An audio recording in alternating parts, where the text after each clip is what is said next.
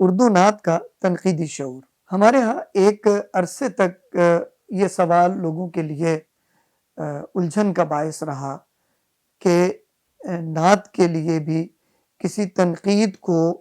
کام کرنا چاہیے یا کسی تنقیدی شعور کو بروئے کار آنا چاہیے۔ لیکن پھر ہمارے یہاں ایک بڑا نقاد پیدا ہوا جس نے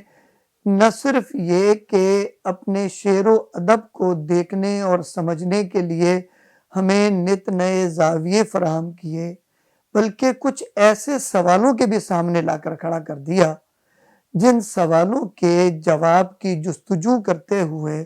خود ہمیں اپنے ادب اور شعر ہی کو نہیں بلکہ اپنے تہذیبی مظاہر کو اور اپنے تہذیبی شعور کو بھی بروئے کار لانے کے لیے کچھ نئے انداز سے سوچنے کی ضرورت محسوس ہوئی، اور یہ نقاد ہے محمد حسن عسکری۔ عسکری صاحب ہماری تنقید اور ادب کے تو بڑے آدمی تھے ہی، لیکن اگر واقعتاً دیکھا جائے تو وہ ہماری نعتیہ تنقید کے بھی پہلے اور اب تک سب سے بڑے آدمی کہے جا سکتے ہیں، اور اس اعتبار سے کہے جا سکتے ہیں کہ عسکری صاحب نے اردو نعت کی تنقید کے حوالے سے اپنے مضمون محسن کاکوروی میں جو باتیں کہی تھی، کم و بیش نصف صدی بعد آج بھی اگر اس مضمون کو اٹھا کر پڑھا جائے اور اس میں پیش کیے گئے نکات پر غور کیا جائے تو اندازہ یہ ہوتا ہے کہ وہ اتنی بنیادی نوعیت کی باتیں عسکری صاحب نے کہی ہیں کہ نعت کی تنقید، تفہیم اور نعت کے تنقیدی شعور کے بارے میں وہ باتیں آج بھی نہ صرف یہ کہ بہت ریلیونٹ ہیں، بہت اہم ہیں، بلکہ وہ باتیں آج کے زمانے کے پیدا کردہ سوالوں کو بھی ایک انداز سے ایڈریس کرتی ہیں اور ان کی بابت غور کرنے کے لیے ہمیں کچھ اور سوالوں سے نبرد آزما ہونے کا موقع فراہم کرتی ہیں۔ اردو نعت کا تنقیدی شعور، اس سوال پر جب ہم غور کرتے ہیں اور اپنے عہد کے تناظر میں ہم اس سوال پر غور کرتے ہیں تو ہمیں سب سے پہلے جو بات سمجھنے اور غور کرنے کی محسوس ہوتی ہے وہ یہ کہ ہر عہد کا ادب دراصل کچھ بنیادی سوالوں کے ساتھ آتا ہے۔ ہر عہد اپنے ادب کو کوئی ایک خاص اور عنصری نوعیت کا سوال پیش کرتا ہے، ایک ایسا سوال جو دراصل اس عہد کی کیمسٹری کو متعین کرتا ہے اور اس عہد کی فکری نہج کو سوچنے کا اور سمجھنے کا موقع ہمیں فراہم کرتا ہے۔ اس عہد کے شعور کو جب ہم گرفت کرتے ہیں تو وہ اس سوال کی مرکزی جہت سے گرفت کرتے ہیں، اور اس گرفت کرنے کے بعد ہی ہم نہ صرف یہ کہ اس عہد کے بنیادی مسئلے کو سمجھ سکتے ہیں بلکہ اس عہد میں تخلیق ہونے والے ادب بلکہ جملہ فنون لطیفہ کے بارے میں بھی ہمارے ہاں ایک ایسا ذہن وضع ہوتا ہے جو اس کی تفہیم کو ایک بڑے منظرنامے میں اپنے سامنے کچھ بنیادی حوالوں کے ساتھ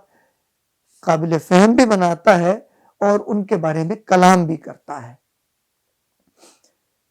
آج کا عہد ہم سب جانتے ہیں اپنی نوعیت میں ماقبل زمانوں سے بالکل مختلف ہے۔ اس عہد کا سب سے بڑا مسئلہ وہی ہے کہ اس عہد میں چیزیں اوور لیپ بہت زیادہ ہو رہی ہیں۔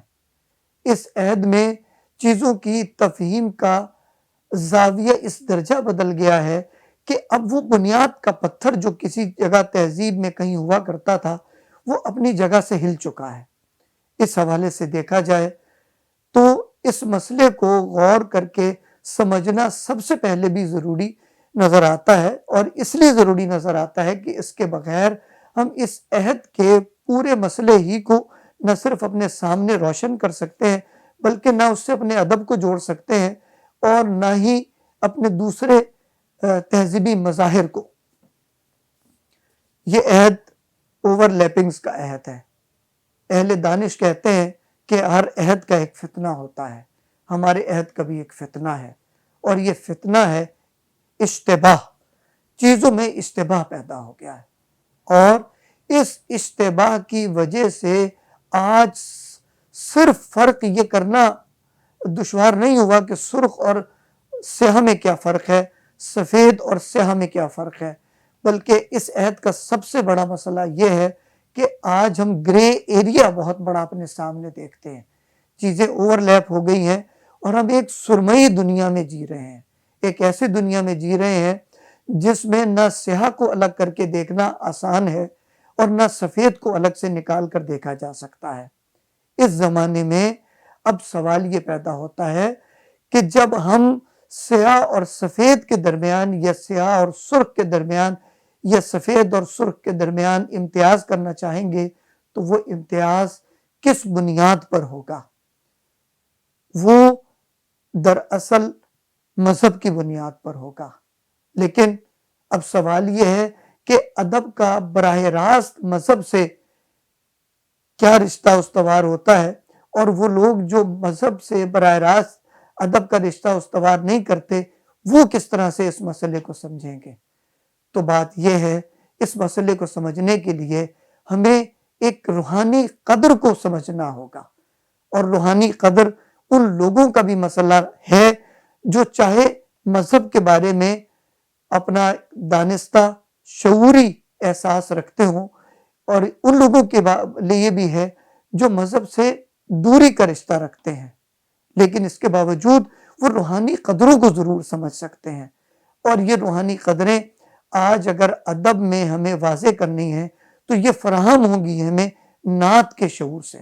اور نعت کا یہ شعور ہمیں اس کا جو تنقیدی مطالعہ ہے وہ فراہم کر سکتا ہے۔ آج ضرورت اس بات کی ہے کہ ہم اردو نعت کا مطالعہ اس تنقیدی شعور کے ساتھ کریں کہ وہ نہ صرف ہمیں اپنی تہذیبی قدروں کو سمجھنے کا موقع فراہم کرے، بلکہ وہ ہمیں اپنے زمانے کے اچھے برے کو اور خیر و شر کو بھی الگ کرنے کی شعور سے آراستہ کر سکتا ہو۔ وہ ہمیں یہ بتا سکتا ہو کہ ادب محض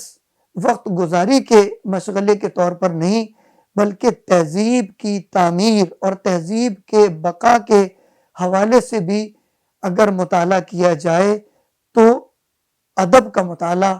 اور ادب کی تنقید کا مطالعہ دراصل پورے ایک نئے سماج کی تشکیل کا، ایک نئی تشکیل کا ذریعہ بن سکتا ہے۔ آج اردو نعت اس حوالے سے اپنے جن مسائل اور جن مباحث کو دیکھ رہی ہے ان کو پیش نظر رکھا جائے تو ہمیں یہ سمجھنا ہوگا کہ اردو نعت کی تنقید آج اپنے فلسفے، نئے سائنسی شعور، نئے تھیریز کے پیش کیے ہوئے منظرنامے کو کلیتاً اپنے سامنے رکھ کر ہی تشکیل دیا جا سکتا ہے۔ نعت کا یہ نیا شعور دراصل اس تنقید نعت سے ہمیں حاصل ہوگا جو نعت کا مطالعہ ایک بہت بڑے سیاق و سباق میں رکھ کے کرنے ہی سے مرتب ہو سکتا ہے، اور یہ کام خاص طور پر نعت کے نئے نقادوں کے کرنے کا کام ہے۔ وہ نقاد جو آج مغرب کا مطالعہ بھی کرتے ہیں، جو آج فلسفے کا مطالعہ بھی کرتے ہیں، جو سائنس کا بھی ایک شعور رکھتے ہیں، ان نقادوں کا کام ہے کہ وہ نعت کے نئے تنقیدی شعور کے بارے میں اور نئی نعت کے مطالعات سے حاصل ہونے والے فہم کے بارے میں ایک ایسے ادراک کا، ایک ایسی تفہیم کا منظرنامہ تشکیل دیں جو ہم نعت کے سمجھنے ہی میں اپنی معاونت کے لیے استعمال نہ کرتے ہوں، بلکہ ہم یہ دیکھتے ہوں کہ اس کے ذریعے خود ہم اپنے ادب اور اپنے شعر کو کس طرح سمجھ سکتے ہیں، اور اس شعر کی اپنے زمانے سے ریلیونس کے بارے میں کس طرح سے اصول اخذ کر سکتے ہیں۔ ہماری نعت کا یہ تنقیدی شعور خاص طور سے ان لوگوں کے لیے بھی غور طلب اور توجہ طلب ہے جو ویسے تو صرف نعت کے ادب سے خاص طور سے اپنا ایک تعلق رکھتے ہیں، لیکن ضرورت اس بات کی ہے کہ وہ صرف نعت کے فن سے اور نعت کے ادب سے متعلق نہ ہوں، بلکہ وہ ایک بڑے دائرے میں ادب کے دوسرے اسالیب کو بھی اپنے مطالعے کا موضوع بنائیں اور اس کے ساتھ ساتھ اپنی تنقید میں بروئے کار لے کر آئیں۔ تو ہمارے وہ نقاد جو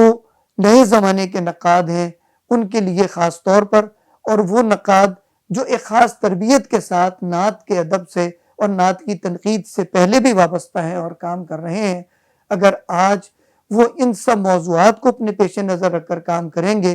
تو یقیناً نعت کے موضوع کی وسعت، اس کی اہمیت اور اس کی گہرائی ہی ہمارے سامنے واضح نہیں ہوگی، بلکہ نعت کا یہ تنقیدی شعور خود ہمارے زمانے کے شعور کو بھی ایک نئے زاویے سے ہمارے سامنے اجاگر کرے گا، اور اپنے ادب کو پڑھنے اور اپنے اثر کو سمجھنے اور اپنے ادب کی تشکیل نو کے لیے بھی ہمارے لیے وہ سہولتیں فراہم کرے گا جو کسی دوسرے اور زاویے سے فراہم نہیں ہو سکتی۔